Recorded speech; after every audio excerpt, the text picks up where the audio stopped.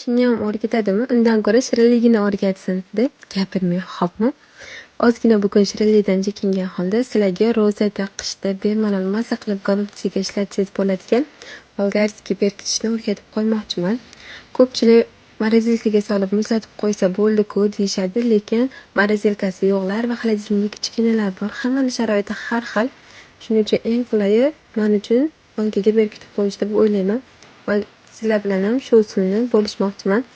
Tozalab bankamizga joylab olgan bolgarskiyimizga qaynab turgan suvni quyib, 1 soat yoki 40 minut tindirib olamiz.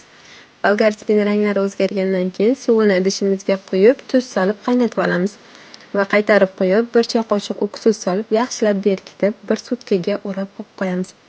Video foydali bo'lgan bo'lsa, yaqiningizlar bilan ulashib, podpisatsiya bo'lish esdan chiqmasin.